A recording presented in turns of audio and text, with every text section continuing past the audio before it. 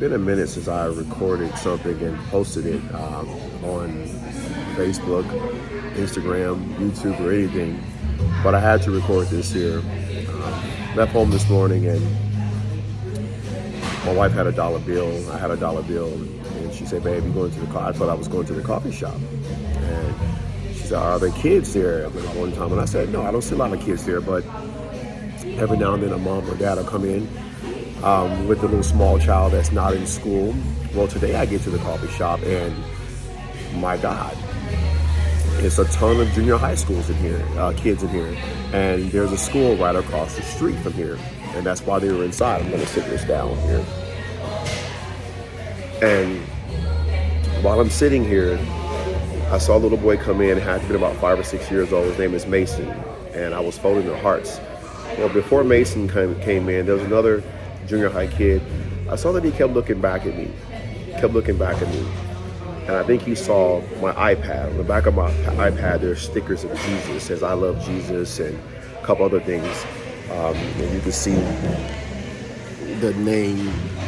That one there says, "Be the light." That one there says, "With God, all things are possible." I hope you guys can see that. But Tegan was his name. So Tegan was standing in line. I didn't know his name at the time, but he kept looking back at me. Then little Mason walks in with his dad.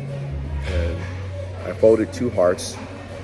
And for those of you that know me, I fold hearts and we turn it into currency. And I'll give it to kids, to families, and other things too. But I walked over to his dad and I said, "Sir, may I talk to your son?" He said, "Yes." I said, "What's your name, buddy?" He said, "Mason." I said, "These 2 hearts are for you."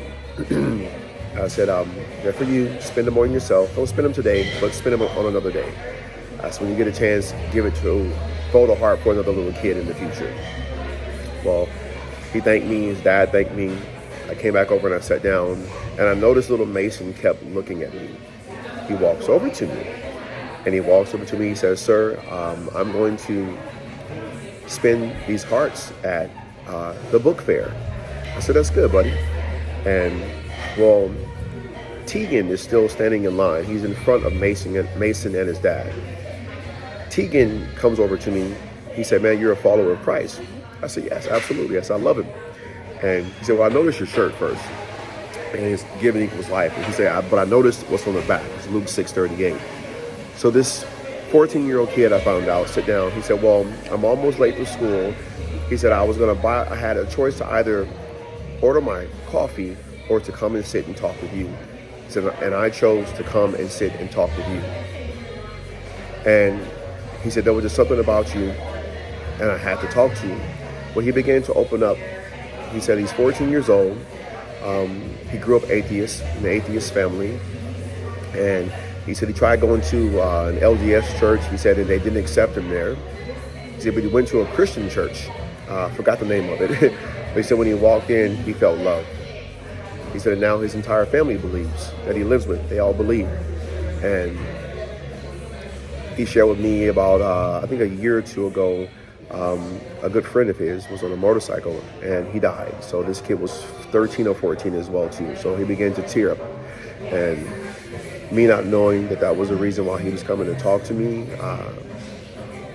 I began to share with him about the bullet that's in my leg. And I shared with him the story about losing my brother, about being shot, about my brother dying. And I believe that it encouraged him. But the most important thing I really wanted to encourage this kid with was to continue to love, to give this world what they are really lacking, and that is the love of Christ. He's 14 years old, people, 14 years old. And he had the courage to walk up to this straight black man, white kid, to walk up to this black man and to share his story, to let me know that he was moved by my shirt, but he was more so moved by seeing me and what I did for this little boy. And little Mason was his name. Before Mason left the building, I asked his father to bring him over to me again. And all I said to Mason was, those hearts that I gave to you, I said, I'm going to send your father a video that shows you how to fold the hearts. I said, in the future, when you have a chance, if you get some money from your dad or from your mom, take a dollar bill of your money and have your dad sit down with you and show you how to fold a heart and give it to another kid. I said, you see the way it made you smile? And he nodded his head and said, yes.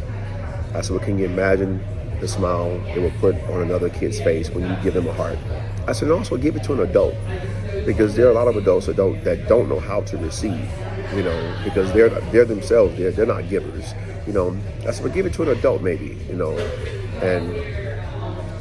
all it takes, people, is just one act of kindness.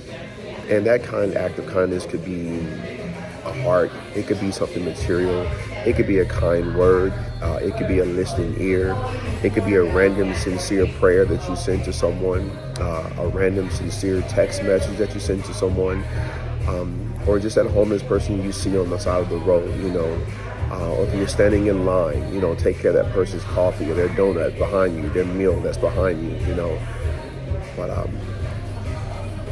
as dark as this world is, we are still alive. Oh, please have a seat. As dark as this world is, we still are the light here. So just want to share that with you guys today. Little Mason was his name. So pray for Mason and pray for Tegan. God is good. You guys have an amazing day.